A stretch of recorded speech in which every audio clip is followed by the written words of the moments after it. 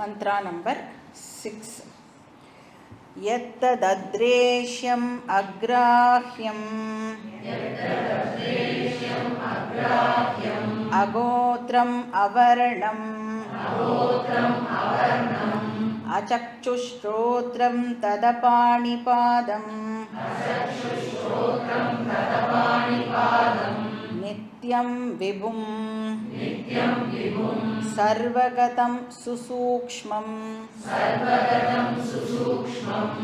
tadavyayam yat bhutayonim paripashyanti dhiraha. So காரண ஈஸ்வரா உடைய டெஃபினிஷன். இப்போ பகவான் அப்படின்னு சொன்ன உடனேயே ஜென்ரலாக நம்மளுக்கு ஞாபகத்துக்கு வர்றது என்னது? பகவான் அப்படின்னு சொன்னால் நம்ம மைண்டுக்கு என்ன ஞாபகத்துக்கு வருது? அவர் ஒரு எக்ஸ்ட்ரா ஆர்டினரி பர்சன், ஒரு சூப்பர் பர்சன், அந்த மாதிரி எல்லாம் தான் நாம் இமேஜின் பண்ணிப்போம். இப்போ நிறைய கைகள் இருக்கும், நிறைய கால்கள் இருக்கும், நிறைய எல்லாமே நமக்கு ஏதாவது லிமிட்டடாக இருக்குன்னா அது எல்லாமே அவருக்கு அன்லிமிட்டடாக அவைலபிளாக இருக்கும். இப்படி எல்லாம் தான் நாம் பகவானை பிக்சர் பண்ணி வச்சுப்போம். இப்போ இந்த பிக்சரைசேஷன் எல்லாம் தப்பா அப்படின்னா தப்பு கிடையாது. ஏன்னா அந்த மாதிரிலாம் பிக்சரைஸ் பண்ணினா தான் நம்மளால் கர்மயோகமோ உபாசனா யோகமோவே ப்ராக்டிஸ் பண்ண முடியும். ஸோ அந்த லெவலுக்கு அது ஓகே. இந்த சதுர்புஜம், அப்புறம் ஆறுமுகம், இதெல்லாம் இந்த உபாசனா பர்பஸுக்கெல்லாம் ரொம்ப ரொம்ப ஹெல்ப்ஃபுல்லாக இருக்கும். பட் அது பகவானுடைய ஒரிஜினல் டெஃபினிஷனா அப்படின்னு கேட்டால் இல்லை. கேனோபனிஷத்னு ஒரு உபனிஷத்து இருக்குது. இதை முடித்ததுக்கப்புறமா அந்த உபனிஷத் தான் நாம் படிப்போம். Next in line Kenopanishad. அது சொல்கிறது, நீ வர்ஷிப் பண்ணுறையே ஒரு பகவான், அந்த பகவான் ரியல் பகவான் கிடையாது. நேதம் யதிதம் உபாசதே அப்படின்னு சொல்கிறது. அப்போ அது என்னது? நம்ம வர்ஷிப் பண்ணுற காடு பின்ன என்னது? நேம்ஸ் அண்ட் ஃபார்ம் தானே நாம் வர்ஷிப் பண்ணுறோம். அந்த காரண ஈஸ்வராக்கு ஃபார்மே இல்லை அப்படின்னு சொன்னால் நாம் வர்ஷிப் பண்ணுறதுக்கு யூஸ் பண்ணுறோமே அதெல்லாம் என்னது? பகவானுடைய காஸ்டியூமை நாம் வர்ஷிப் பண்ணிட்டு இருக்கோம். அவர் போட்டுருக்கிற வேஷம் அப்படின்னு சொல்லலாம். அப்போ அந்த ரியல் காட் இருக்கார்ல, ரியல் காடுனா அந்த வேஷத்தினுடைய கண்டென்ட் இருக்கே, வேஷத்தினுடைய ஸ்வரூபம் இருக்கே, சப்ஸ்டன்ஸ் இருக்கே, அதை இந்த மந்திரம் நமக்கு டிஃபைன் பண்ணுறது. ஸோ என்ன சொல்கிறது? எது அத்ரேஷ்யம். அப்போ பகவான் அவருடைய ஒரிஜினல் நேச்சரில் நம்மளுடைய இந்திரியங்களுக்கு அவைலபிளாக இருக்க மாட்டார். அத்ரேஷ்யம் அப்படின்னு சொன்னால் நம்மளுடைய இந்திரியங்களுக்கு அவர் அவைலபிளாக இருக்க மாட்டார்னு அர்த்தம். அப்படின்னா என்ன அர்த்தம்? சென்சரி பர்செப்ஷனுக்கு நாட் அவைலபிள். ஏன் கடவுளை பார்க்க முடியல? கண்ணுங்கிற இந்திரியத்துக்கு கடவுள் ஒரு ஆப்ஜெக்டாக இல்லாத காரணத்தினால நம்மளால் கடவுளை பார்க்க முடியல. ஏன் கடவுளை என்னால் கேட்க முடியல? அவர்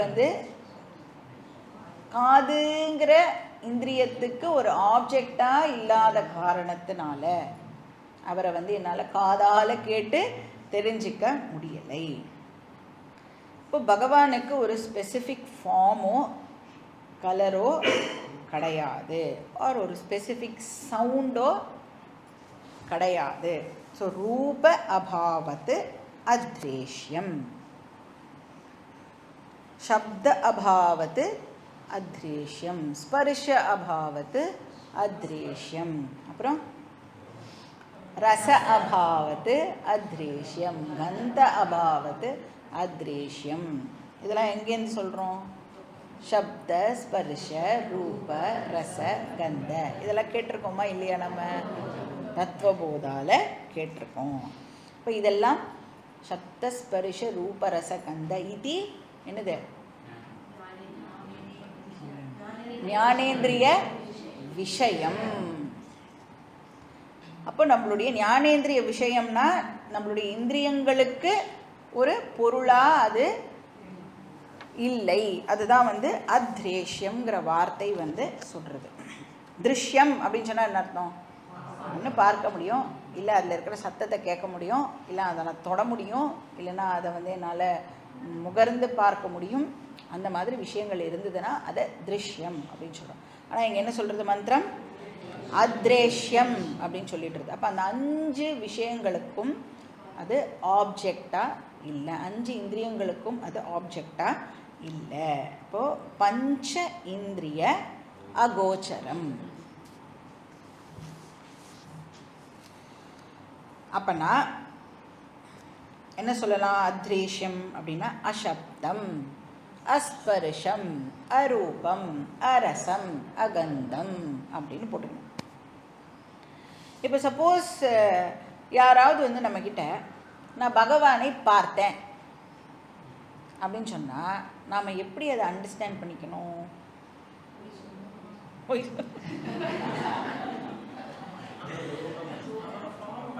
பகவானுடைய மாயா வேஷத்தை பார்த்தேன்னு வேணா நாம் அண்டர்ஸ்டாண்ட் பண்ணிக்கலாமே ஒழிய ஒரிஜினல் பகவானை, அந்த கண்டென்ட் இருக்குல்ல, அதை நம்மளால் ஒரு நாளைக்கும் பார்க்க முடியாது. அத்ரேஷ்யம்னா நம்மளுடைய சென்ஸ் ஆர்கன்ஸுக்கு அது நாட் அவைலபிள். பஞ்ச ஞானேந்திரிய அகோச்சரம். நெக்ஸ்ட் அக்ராஹ்யம். அப்போ பகவானை, அதாவது அவரோட ரியல் நேச்சரை நாம் நம்மளோட கையை யூஸ் பண்ணி பிடிக்க முடியுமா அப்படின்னா பகவானை நம்மளால் பிடிக்க முடியாது. It cannot be grasped with our hands. அப்போ அவருக்கு அபிஷேகம்லாம் பண்ணுறோமே, பகவானுக்கு கையாலெல்லாம் தொட்டு, அப்புறம் கந்தாந்தாரயாமி கந்தஸ்யோபரி ஹரித்ரா குங்குமம் அதெல்லாம் பண்ணுறோமே. பின்னா அதெல்லாம் என்னது?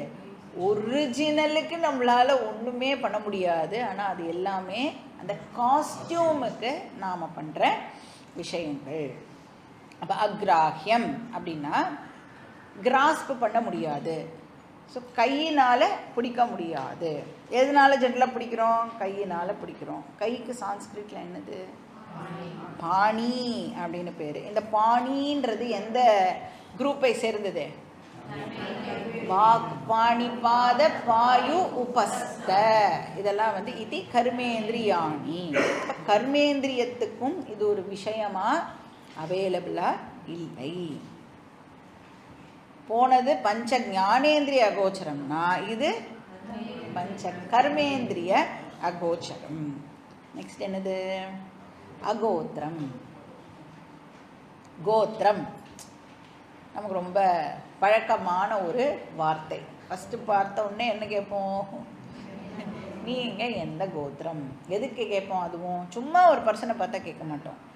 கல்யாணத்துக்கெலாம் வரன்லாம் பார்க்கணுன்னா தான் நீங்கள் என்ன கோத்திரம் அப்படின்னு கேட்போம். ஏன்னா சகோத்திரமாக ஆகிடக்கூடாது. ஒரே கோத்திரத்துலேருந்து 2 பேர் கல்யாணம் பண்ணிக்கக்கூடாதுங்கிறதுக்காக கோத்திரம்லாம் கேட்கும். அப்போ கோத்திரம் அப்படிங்கிறது என்னது? எதை குறிக்கிறது? கோத்திரம் நம்மளோட லீனியேஜை குறிக்கிறது. நம்மளுடைய வம்சம் எங்கே இருந்து ஆரம்பிக்கிறது அப்படிங்கிறதை குறிக்கிறது தான் அந்த கோத்திரம். இப்போ நம்ம எல்லாருமே ஏதோ ஒரு ரிஷியுடைய பரம்பரால் வந்தவாளாக தான் இருக்கணும். சில பேர் அந்த ட்ரெடிஷனை இன்னும் ஃபாலோ பண்ணி இந்த ரிஷி, இந்த கோத்திரத்தை சேர்ந்தது என்னுடைய ஃபேமிலின்னு சொல்கிறோம். நிறைய பேருக்கு அந்த லீனியேஜ் என்னன்னு சொல்ல தெரியலை. ஏன்னா எங்கேயோ நடுவில் அதை ஃபாலோ பண்ணுறதை அவள் மிஸ் பண்ணினதுனால இப்போ என்ன கோத்திரம் அப்படின்னு நிறைய பேருக்கு சொல்ல தெரியல. நமக்கு தெரிஞ்சிருக்கோ தெரியலையோ நம்ம எல்லாருமே ஏதோ ஒரு ரிஷியுடைய வம்சத்திலேருந்து தான் வந்திருக்கணும். எல்லாருக்கும் அந்த கோத்திர பேர் வந்து டெஃபினட்டாக இருக்கும். அதனால இப்போ தெரியலன்னா, கோத்திரம் பேர் தெரியலன்னா என்ன சொல்லிடுவோம்? சிவகோத்திரம் சொல்லு, இல்லைன்னா விஷ்ணு கோத்திரம்னு சொல்லு அப்படின்னு சொல்லிடுவோம். எல்லாத்துக்குமே நம்மளுக்கு வந்து ஒரு ப்ரொவிஷ்னல் அரேஞ்ச்மெண்ட் வந்து நம்மளுடைய ட்ரெடிஷனில் இருக்குது. சரி, இப்போ கோத்திரம், பகவானுக்கு என்ன கோத்திரம்? சீதா கல்யாணம் பண்ணும்போது சொல்லுவாளே, இந்த ரிஷி அந்த ரிஷி அதெல்லாம் சொல்கிறாளே, பிரவரம் அப்படின்னு பேர் இல்லையா அதுக்கு? அந்த கோத்திர லீனியேஜ்லாம் சொல்கிறாளே. அப்போ அதெல்லாம் என்னது பின்ன? அகெயின் அது ரியல் காடுக்கு இல்லை, ஆனால் அந்த வேஷத்துக்கு, அதுக்கு தான் அந்த கோத்திரம் எல்லாம் உண்டு. அப்போ அகோத்திரம் அப்படின்னு சொன்னால் மூலம் காரணம் ந வித்யதே யஸ்ய அகோத்திரம். ஏன்னா இந்த காரண ஈஸ்வரா இருக்காரு, இந்த காரண ஈஸ்வராவுக்கு ஒரு காரணம் இல்லை. அதுக்கு ஒரு காரணம் இருந்தால் தானே எங்கேருந்து வந்திருக்கு, என்ன மூலம் அப்படின்னு நாம் கண்டுபிடிச்சு என்ன கோத்திரம்னு அசைன்லாம் பண்ணலாம். ஆனால் இவர் தான் அல்டிமேட் காரணம். இவருக்கு ஒரு காரணம் இல்லாததுனால இவர் எந்த கோத்திரத்தையும் சேர்ந்தவர் இல்லை. அகோத்திரம். அவர்ணம். ஸோ வர்ணம், வர்ணம்னா நமக்கு என்ன ஞாபகத்துக்கு வருது? சாதுர்வர்ணியம் மயா சிருஷ்டம் குணகர்ம விபாகஷः. இது ஞாபகம் வந்ததுன்னா கரெக்டு. அப்போ வர்ணம் அப்படின்னா பிராமணா, க்ஷத்ரியா, வைஷ்யா, சூத்ரா. பட் பகவான் வந்து என்னவா? அவர்ணம், வர்ண அதீதா. ஸோ வர்ணம் அப்படிங்கிற வார்த்தைக்கு நாட் ஓன்லி பிராமணா க்ஷத்ரியா அந்த மீனிங் மட்டும் இல்லை, ஆனால் ப்ராப்பர்ட்டிஸ் அப்படிங்கிற மீனிங்கும் இருக்குது. குணம், அட்ரிபியூட் அப்படிங்கிற மீனிங்கும் இருக்குது அப்படின்னு சங்கரர் வந்து அவருடைய பாஷ்யத்தில் மென்ஷன் பண்ணுறார்.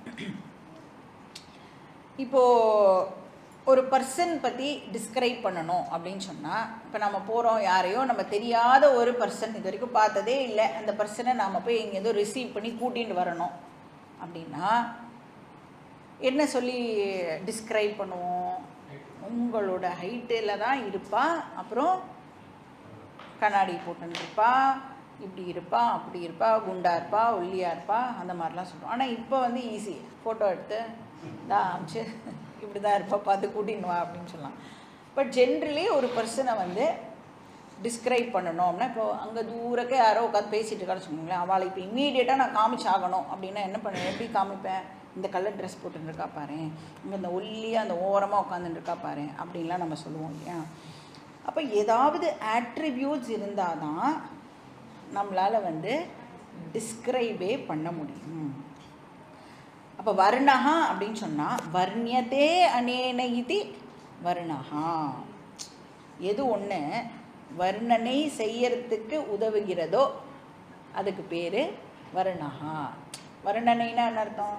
டிஸ்கிரைப் பண்ணுறதுக்கு எது ஹெல்ப் பண்ணுறதோ அதுக்கு பேர் வர்ணஹா. அப்போ பகவான் வந்து அவர்ணம்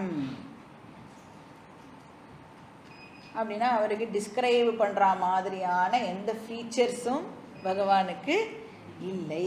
அவரை எந்த குணத்தை வச்சும் நம்மளால் டிஸ்கிரைப் பண்ண முடியாது. அப்போ அவர்ணம் அப்படிங்கிறது இஸ் ஈக்குவல் டு நிர்குணம். பகவானுக்கு அட்ரிபியூட்ஸே கிடையாது, குணங்கள் கிடையாது. அவருடைய ரியல் நேச்சர் அவரணம், நிர்குணம். நெக்ஸ்ட் அச்சக்ஷுஸ்ரோத்ரம்.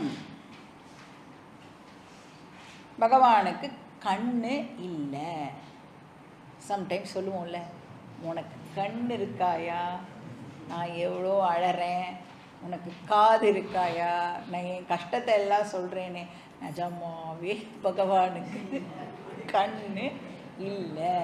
உண்மையாகவே பகவானுக்கு காது இல்லை. நீ வந்து உண்மையான பகவான் கிட்ட வேண்டின்றேன்னா அந்த உண்மையான பகவானுக்கு கண்ணும் இல்லை காதும் இல்லை, அதனால தான் அவரால் ஆன்சர் பண்ண முடியலை.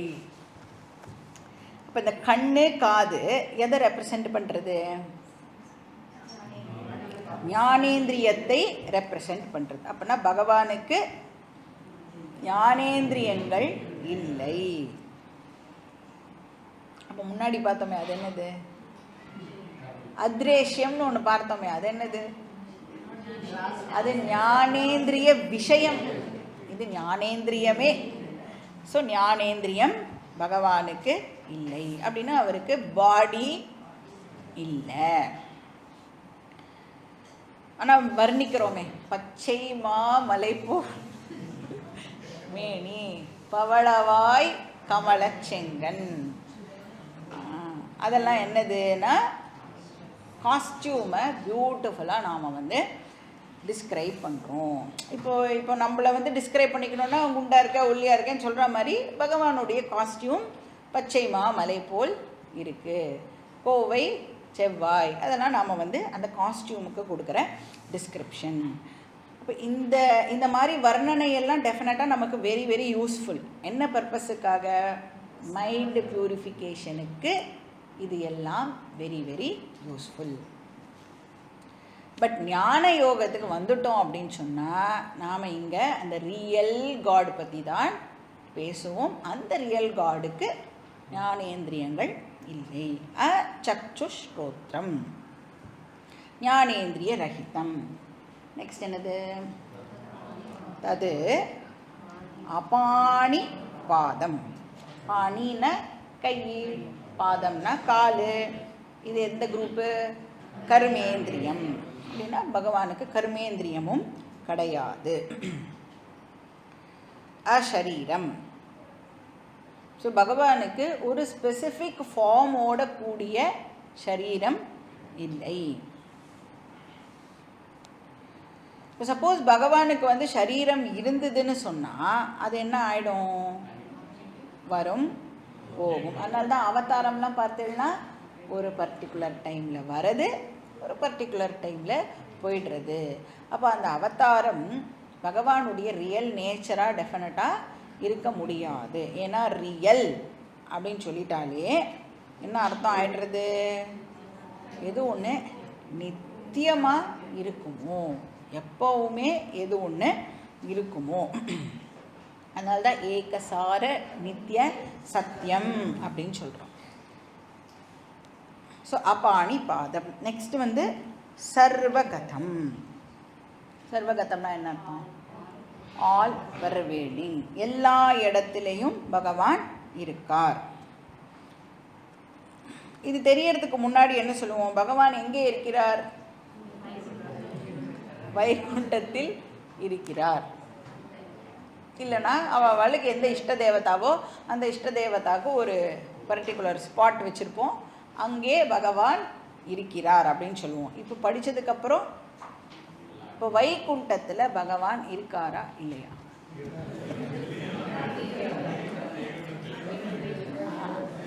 இது தெரிஞ்சதுக்கப்புறம் என்ன ஆன்சர் பண்ணணும்? வைகுண்டத்திலையும் இருக்கார். அங்கே இல்லைன்னு சொல்லிடக்கூடாது. நீங்கள் தானே சொன்னேன் வைகுண்டத்தில் பகவான் இல்லைன்னு தப்பாக புரிஞ்சிடக்கூடாது. எல்லா இடத்துலையும் இருக்கார் அப்படின்னா வைகுண்டத்திலையும் இருக்கார். இப்போ பகவான் இஸ் எவ்ரிவேர். இப்போ நித்தியம் அப்படிங்கிற வார்த்தை எதை குறிக்கிறதுனா பகவான் இப்போ இருக்கார் அப்படிங்கிறத குறிக்கிறது. சர்வகதம் அப்படிங்கிற வார்த்தை பகவான் இங்கே இருக்கார் அப்படிங்கிறத குறிக்கிறது. நித்தியம்னா எப்போ இருக்கணும்ல, இப்போ இப்போவும் பகவான் இருக்கணும். சர்வகதனா எல்லா இடத்துலையும் இருக்கார், அப்போ இங்கேயும் பகவான் இருக்கார். அப்போ பகவான் இங்கே இப்போ இருக்கார். சரி, இங்கே இப்போ இருக்கிற பகவானை நான் எப்படி அடையிறது? நான் இருக்கிற இடத்துல தான் பகவானும் இருக்கார். சரியா?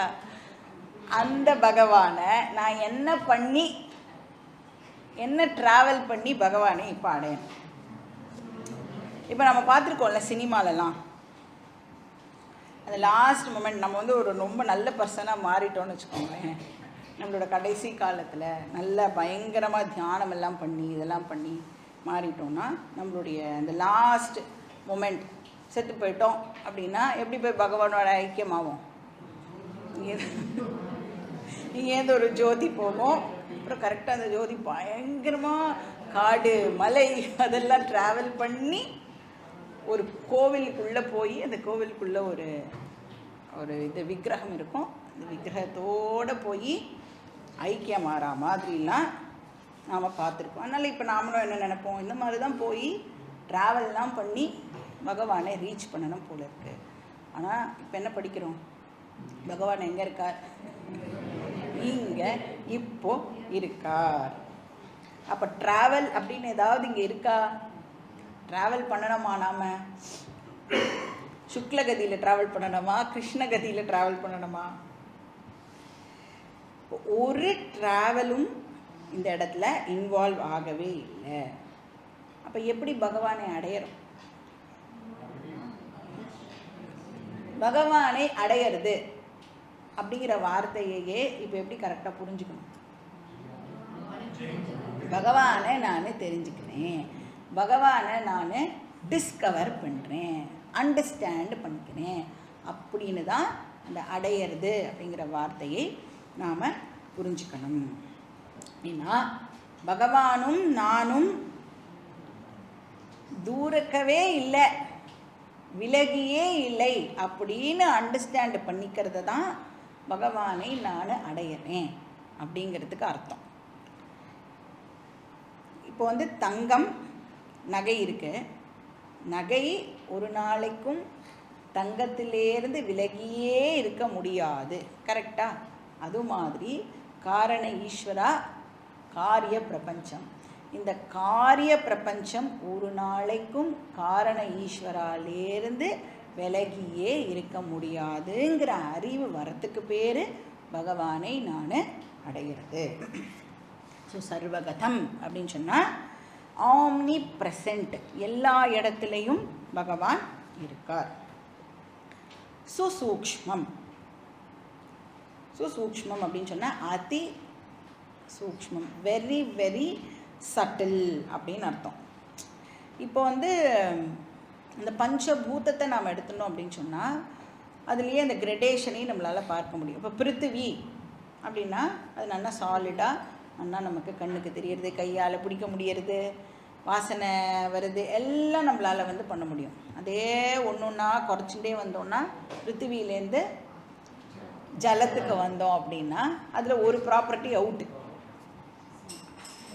வாசனை அப்படிங்கிற ப்ராப்பர்ட்டி ஜலத்துக்கு கிடையாது. அதுலேருந்து இன்னும் கொஞ்சம் குறைச்சி வந்தோன்னா அக்னி, அதில் 2 ப்ராப்பர்ட்டி இல்லாமல் இருக்கும். ஏன்னா வாசனை இருக்காது, டேஸ்ட்டும், டேஸ்ட் பண்ணி பாருங்க, டேஸ்ட்டும் அதுக்கு இருக்காது. அதோட நெக்ஸ்ட்டு வந்தோன்னா அப்படியே அந்த சட்டில்னஸ் வந்து இப்படி கிராஜுவலாக இன்க்ரீஸ் ஆகிட்டே வருது இல்லையா. நெக்ஸ்ட் என்னது, அக்னிக்கு முன்னாடி வாயு, வாயுக்கு என்ன இல்லை, ரூபம் கிடையாது. அதை வந்து நம்மளால் கண்ணுனால் பார்க்க முடியுமானா முடியாது. அப்போ காற்றை எப்படி தெரிஞ்சுக்கிறோம்? டச்சு மூலமாக தான் நமக்கு காற்று வந்து தெரிய வருது. அதோட இன்னும் சட்டில் என்னதுன்னா ஆகாசம், ஒரே ஒரு குணம் தான் இருக்குது, பாக்கி 4 குணமும் அதுக்கு இல்லை. இப்போ ஆகாசம் அப்படிங்கிறது பிருத்திவியை கம்பேர் பண்ணும் பொழுது சூக்ஷ்மம் அப்படின்னு சொல்கிறோம் இல்லையா. இப்போ இந்த காரண ஈஸ்வரா ஆகாசத்தை விட சூக்ஷ்மம். ஏன்னா ஆகாசத்துக்கே காரணம் இந்த காரண ஈஸ்வரா தான். ஸோ அதி சூக்ஷ்மம். அதனால தான் நம்மளுடைய சென்ஸ் ஆர்கன்ஸுக்கு அது அவைலபிளாக இல்லை. அப்புறம் அவ்யயம், அவ்யயம் அப்படின்னு சொன்னால் அப்படியே யூஸ் பண்ண பண்ண தேஞ்சு போய் உருமாறி போய் ஒரு நாள் மொத்தமாக இல்லாமல் போகிற விஷயமா பகவான் கேட்டால் அப்படி இல்லை. வியம் அப்படின்னு சொன்னால் அந்த மாதிரி யூசேஜுக்கு ஏற்ற மாதிரி டேமேஜ் ஆகி ஒரு நாள் இல்லாமல் போகிறது. இதுக்கு என்ன வார்த்தை நாம் பார்த்துருக்கோம்? அபக்ஷீயத்தே. எங்கே கேட்டிருக்கோம் அபக்ஷீயத்தே? அஸ்தி ஜாயத்தே வர்த்ததே விபரிணமதே அபக்ஷீயத்தே வினஷ்யதி. ஸோ நெக்ஸ்ட்டு பூத யோனிம். இப்போ பூத யோனிம் அப்படின்னா எது ஒன்று இந்த சிருஷ்டிக்கு காரணமாக இருக்கோ. யோனி அப்படின்னு சொன்னால் இந்த இடத்துல காஸ், காரணம். எதுக்கு காரணமாக இருக்குது? பூத. பூத அப்படின்னு சொன்னால் எல்லா திங்ஸ் அண்ட் எல்லா பீயிங்ஸ் ரெண்டுமே வந்து இந்த பூதங்கிற வார்த்தையில் அடங்கிடும். உயிரினங்களும் இருக்குது, எல்லா பொருட்களும் வந்து இந்த பூத்தால வந்துடும். அப்போ என்டையர் கிரியேஷனுக்கு இதுதான் காஸ், யோனி. அப்படின்னா ஜகத் காரணம் ஈஸ்வரா. இப்போ காரணம் அப்படின்னு சொல்லிட்டோம்னா இப்போ நாம் என்ன சொல்லி ஆகணும்? என்ன காரணம் இது அப்படிங்கிறத இப்போ நாம் எக்ஸ்பிளைன் பண்ணி ஆகணும். ஏன்னா காரணம்னு சொல்லிட்டா 2 வகையான காரணம் அவைலபிளாக இருக்குது. என்ன 2 வகையான காரணம் அப்படின்னு சொன்னால், ஒன்று வந்து நமக்கு தெரியறது மெட்டீரியல் காஸ். இப்போ சிருஷ்டி வந்திருக்கு, பகவான்கிட்டேருந்து தான் சிருஷ்டி வந்திருக்கு அப்படின்னு சொன்னால் பகவானே இந்த சிருஷ்டியுடைய கண்டென்ட்டாக இருக்கார் அப்படின்னு சொல்கிறோம். அப்போ பகவான் இந்த சிருஷ்டியுடைய மெட்டீரியல் காஸ் அப்படின்னு சொல்லலாம். இப்போ மெட்டீரியல் காஸுக்கு சான்ஸ்கிரிட்டில் என்ன பேருன்னா உபாதான காரணம் அப்படின்னு பேர். இப்போ ஜென்ரலாக நம்மளுடைய டே டு டே டிரான்சாக்ஷன்ஸில் நாம் பார்க்குறோம், எனி ப்ராடக்ட் ஒன்று வந்திருக்கு அப்படின்னு சொன்னால் அதுக்கு 2 காரணம் இருக்கிறத நாம் வந்து பார்க்குறோம். ஒன்று வந்து உபாதான காரணம், இன்னொன்று நிமித்த காரணம் ஆர் இன்டெலிஜென்ட் காஸ். இப்போ நம்மளுடைய கோல்டு ஆர்னமெண்ட்டையே எடுத்துட்டோம்னா, அந்த எக்ஸாம்பிள் எடுத்துட்டோம்னா, ஆர்னமெண்ட்டுங்கிறது ஒரு ப்ராடக்ட், கரெக்டாக? இப்போ அந்த ப்ராடக்ட் வரத்துக்கு டெஃபினட்டாக ஒரு காசு இருக்கணும். எவ்வளோ காசு இருக்கணும்னா 2 காசு இருக்கணும். ஒன்று வந்து மெட்டீரியல் காஸ், இன்னொன்று இன்டெலிஜென்ட் காஸ். என்ன மாதிரியான நகையாக அது வந்து இப்போது வடிவமைக்கப்படணும் அப்படிங்கிறதுக்கு ஒரு இன்டெலிஜென்ட் காஸ், ஒரு டிசைனர் அந்த இடத்துல வந்து தேவைப்படுறது. இப்போ எனி ப்ராடக்ட் அதுக்கு 2 காசு இருக்குது. ஒன்று மெட்டீரியல் காஸ், இன்னொன்று இன்டெலிஜென்ட் காஸ். ஒன்று வந்து இந்த இன்டெலிஜென்ட் காசை தான் சேத்தன காரணம். யார் வந்து ஆர்னமெண்ட்டை டிசைன் பண்ணுறா? Goldsmith. அவர் தான் டிசைன் பண்ணுறார். அவர் சேத்தனமா அச்சேத்தனமா? அவர் வந்து சேத்தனம். ஸோ சேத்தன காரணம் ஒன்று இருக்கணும், அப்புறம் அச்சேதன காரணம் ஒன்று இருக்கணும். Material cause, raw material. இப்போ பகவான் இந்த கிரியேஷனுக்கு காரணம் அப்படின்னு சொன்னால், அந்த பகவான் இந்த கிரியேஷனுக்கு என்ன காரணம்? நிமித்த காரணமா, உபாதான காரணமா? இப்போ 2 காரணம்னா எப்படி 2 காரணம் அப்படிங்கிறது நமக்கு தெரியணும் இல்லையா? இப்போ பகவான் இந்த கிரியேஷனுக்கு காரணம், அவர் நிமித்த காரணமா உபாதான காரணமா அப்படின்னு பார்த்தோம்னா, நாமளே கொஞ்சம் யோசித்தோன்னா நம்மளால் இதுக்கு கரெக்டாக ஆன்சர் பண்ணிட முடியும். நாம் என்ன சொன்னோம்? இந்த சிருஷ்டி வரத்துக்கு முன்னாடி காரணம் இருந்தது அப்படின்னு சொன்னோம். காரணம் ஏகமா அநேகமா? காரணம் ஏகம். சிருஷ்டி வரதுக்கு முன்னாடி ஏக காரணம் மட்டும்தான் இருந்தது. அப்போ இந்த சிருஷ்டிக்கு நிமித்த காரணம் அண்ட் உபாதான காரணமாக அந்த ஏக காரணம் தானே இருக்க முடியும். ஒன்றே ஒன்று தான் இருந்தது.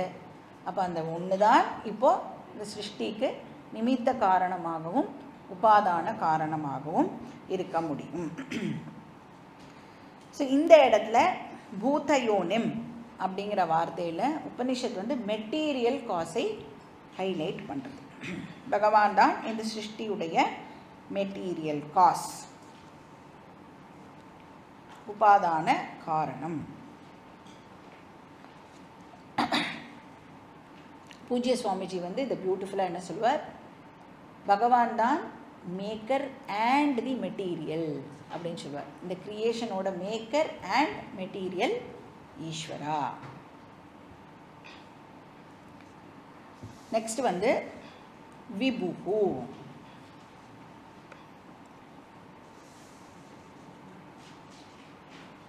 இது வந்து விபுஹு அப்படின்னு சொன்னால் விவிதம் பவதி இதி விபுஹு. எது ஒன்று பலவாறாக தோற்றம் அளிக்கிறதோ அதுக்கு பேர் விபுஹு அப்படின்னு பேர். எதால் வந்து பலவாறாக தோற்றம் அளிக்க முடியும்? காரணத்தினால விதவிதமான காரியமாக தோற்றம் அளிக்க முடியும்.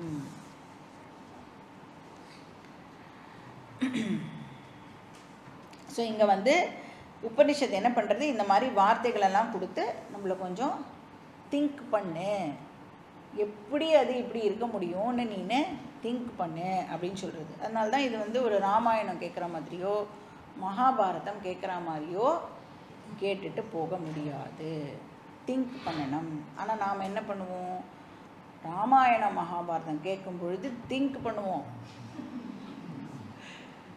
அது எப்படி நடக்கும், இது எப்படி நடக்கும், புஷ்பக விமானம் எப்படி மேலே பறக்கும் அப்படின்னு அங்கே வந்து பயங்கரமாக மூளையெல்லாம் போட்டு எப்படி அது. அப்புறம் இது வந்து அவன் வந்து தப்பு பண்ணியிருப்பான், அவனை வந்து பகவான் வந்து ஒரு வாளால் வெட்ட வருவார், ஆனால் அந்த வாள் வந்து பூமாலையாக மாறிடுறது. அதெல்லாம் எப்படி சாத்தியம், இப்படி யோசிப்போம். இங்கே திங்க் பண்ணு அப்படின்னா இங்கே வந்து அனுபவிச்சுட்டு போயிடுவோம், அங்கே வந்து ஆராய்ச்சி பண்ணுவோம். எல்லாமே மாற்றி மாற்றி தான் நமக்கு பண்ணி பழக்கம். ஸோ விவிதம் பவதி இது விபுஹு. அந்த உபாதான காரணமாகிய கோல்டு தானே விதவிதமான ஆர்னமெண்ட்ஸாக இப்போ அப்பியர் ஆகிறது. ஸோ செயின் ரூபேன, வளையல் ரூபேன, மோதிரம் ரூபேன அது வந்து அப்பியர் ஆகிறது. ஸோ விவித காரண ரூபேன ஏகம் காரணம் பவதி. ஸோ அது மாதிரி இப்போ ஒரே பகவான் தான் என்னவா அப்பியர் ஆகிறார், ஆகாஷ ரூபேன, வாயு ரூபேன, அக்னி ரூபேன, ஜல ரூபேன, உங்க ரூபேன, என் ரூபேன, அதே பகவான் தான் அப்பியர் ஆகிறார். புருஷயே வேதகும் சர்வம் யத் பூதம் யச்ச பவ்யம் அஜாயமானோ பகுதா விஜாயத்தே. இப்போ அங்கே பார்த்தோம் பார்த்தீங்களா, அகோத்திரம் அஜாயமான, இந்த காரணம் பிறக்கவே இல்லைன்னா என்ன அர்த்தம், எப்பவுமே இருக்கு அப்படின்னு அர்த்தம். எப்பவுமே அது இருக்கிறதுனால அதுக்கு வந்து ஒரு பிகினிங் அப்படின்னு ஒன்று நம்மளால் சொல்ல முடியாது. அதனால தான் அகோத்திரம் அப்படின்னு சொல்கிறோம். அப்போ அது பிறக்காத ஒரு விஷயம்.